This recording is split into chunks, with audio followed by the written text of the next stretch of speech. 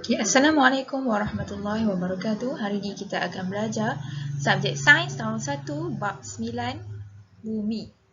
Jadi kita akan belajar tentang planet bumi, iaitu tempat yang kita sedang duduki sekarang lah, iaitu bumi.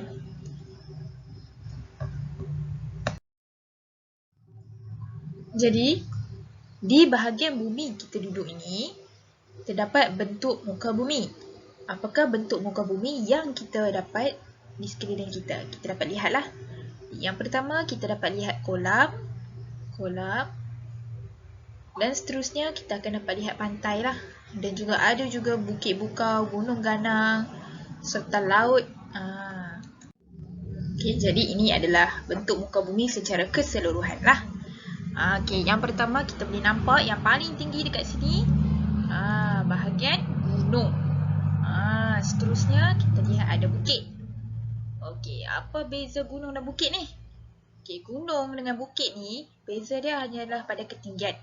Kalau kamu tengok gunung lebih tinggi daripada bukit. Biasanya puncak gunung ni akan melepasi awan.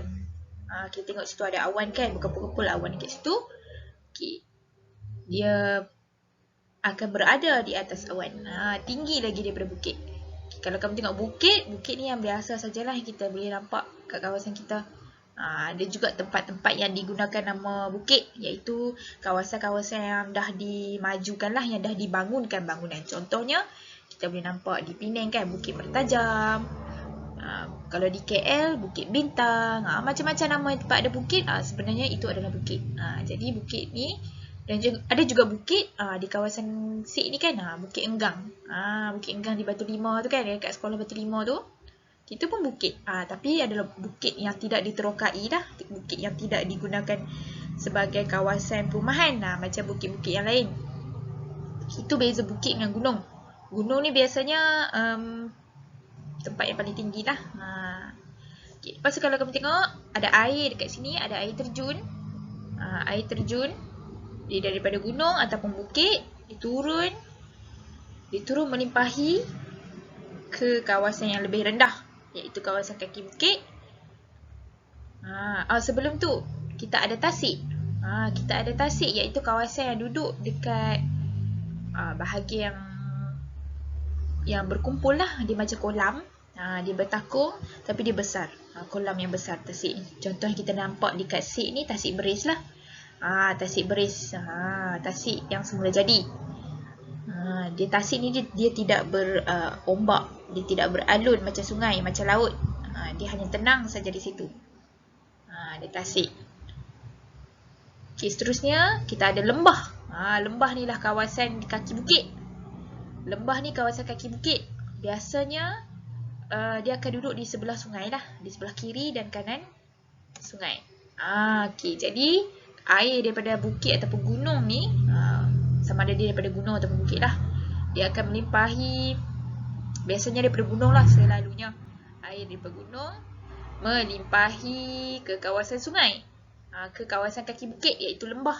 Lembah ni tak ada air lah, dia cuma bahagian sebelah daripada sungai. Dia akan melimpahi sungai air ni, lepas tu dia akan pergi ke kawasan yang lebih besar, iaitu kawasan laut. Seperti kita nampak tadi lah. Laut tu lah kawasan air yang paling besar di muka bumi ni. Dan di mana ada laut, di situ ada pantai lah. Mesti ada laut, mesti ada pantai.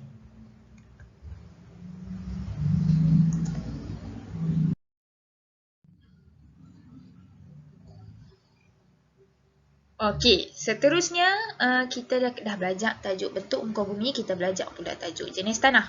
Okey, jenis tanah ni ada pelbagai di permukaan bumi. Cuma yang wajib kita tahu adalah 3 ni lah. Jenis tanah. Apa itu 3 tu?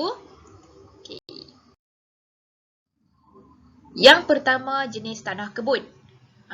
Tanah kebun. Okey, kalau kamu tengok tanah kebun ada, selalunya digunakan tanam sayur-sayuran lah. Okey. Lepas tu kalau kamu tengok kandungan tanah kebun ni, dia selalunya kalau kamu pegang tanah kebun ataupun tanah yang biasa tanam pokok bunga kan, pokok-pokok sayur kan, kamu pegang tanah tu, kamu rasa dia kasar. Lepas tu dia macam Dia tidak padat. Apa maksud tidak padat? Maksudnya kamu tak boleh kepul-kepulkan dia. Kamu tak boleh main macam buat bentuk. Dia akan bercerai lah. Dia akan hancur. Bila kamu pegang dia, dia akan berpisah-pisah. Kamu tak boleh pegang. Kamu tak boleh. Dia tidak padat. Dia tidak ada saluran ataupun ruangan dekat dalam tanah tu. Okay. Sebab apa tanah kebun ni dia tidak padat dan juga kasar? Sebab mudah untuk bagi serangga kecil hidup dalam tu. Contohnya cacing lah. Cacing dia boleh bergerak dalam tu, dia boleh menyelusuri di dalam tanah kebun. Dia boleh buat jalan ataupun laluan lah dalam tanah kebun tu kan. Okay, kalau tanah kebun tu padat ataupun mampat, kiranya dia tidak boleh bergerak dalam tu. Sebab itulah tanah kebun ni dia selalunya dia ada ruangan. Dia tidak padat ataupun tidak mampat. Supaya boleh bergeraklah dalam tu. Cacing, semut, anai-anai, semua tu lah. Okay. Dan dia juga selain berada serangga-serangga kecil, dia akan ada kayu, dia akan ada daun kering, ranting-ranting, macam dalam gambar ni lah. Okay. Selain daripada tu, tanah kebun juga selalulah kita nampak di kebun. Sebab apa? Sebab orang selalu guna untuk tanam sayur-sayuran yang sesuai lah. Contohnya kobis, sawi, bayam. Lepas tu tumbuh-tumbuhan, buah-buahan dan juga bunga-bunga lah. Yang sesuai lah dengan tanah kebun. Yang selalunya kita biasa dapat lah, senang nak dapat.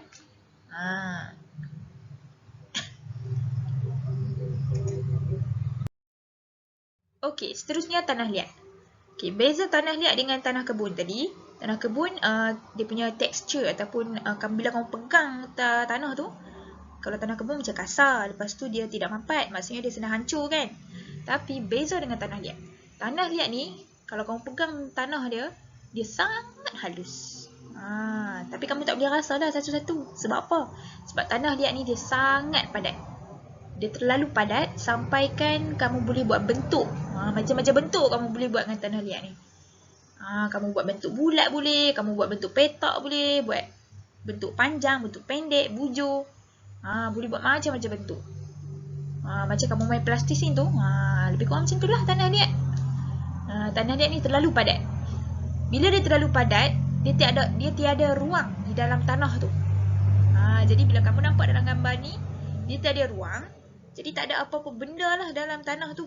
Cacing tak ada, ulat tak ada, ranting tak ada, daun kering tak ada.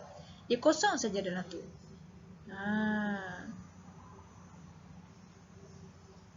Dia tidak, dan seterusnya dia tidak mudah terasing. Maksudnya,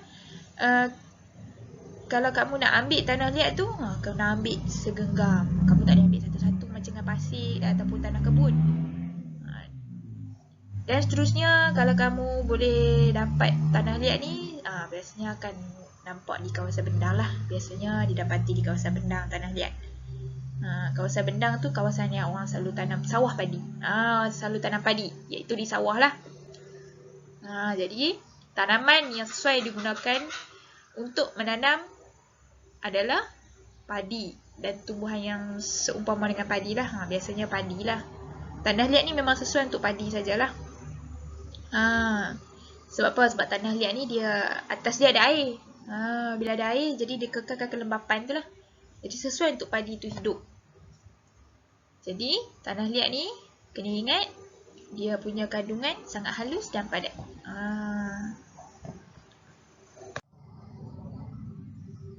Okey, itu sahaja untuk tajuk muka bumi ataupun bentuk muka bumi.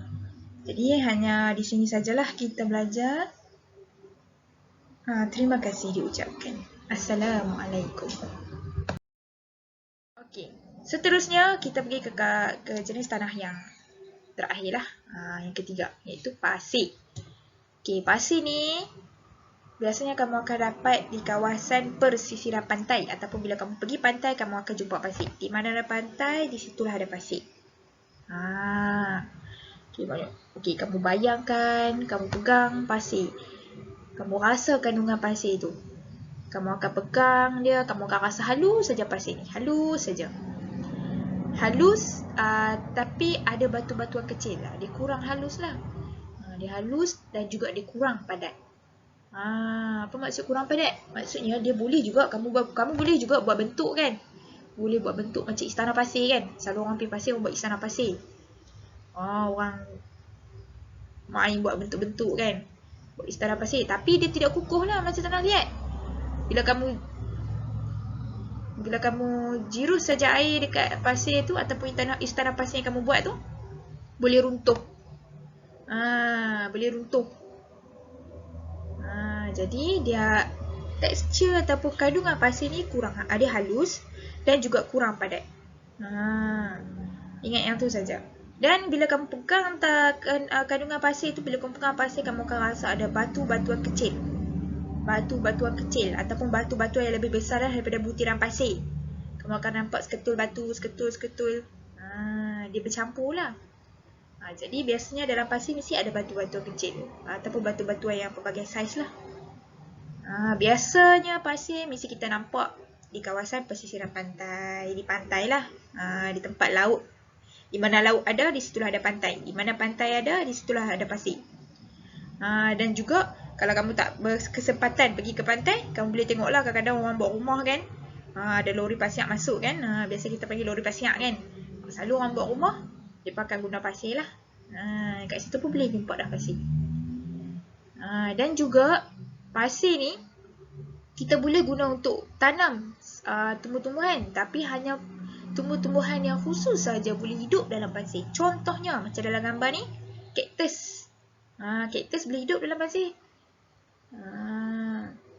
Macam dekat padang pasir kan, dekat tanah Arab sana, dekat Mesir, padang pasir banyak kan. Banyak kaktus kat situ. Dan juga kalau kamu tengok di pantai, mesti kamu akan nampak pokok kelapa. Pokok kelapa yang tinggi-tinggi tu kan. Macam dalam gambar dalam buku teks tu. Situ pun boleh hidup juga pokok kelapa. Pokok kelapa boleh hidup dalam tanah pasir. Jadi hanya tumbuh-tumbuhan yang khusus sajalah boleh hidup dalam pasir.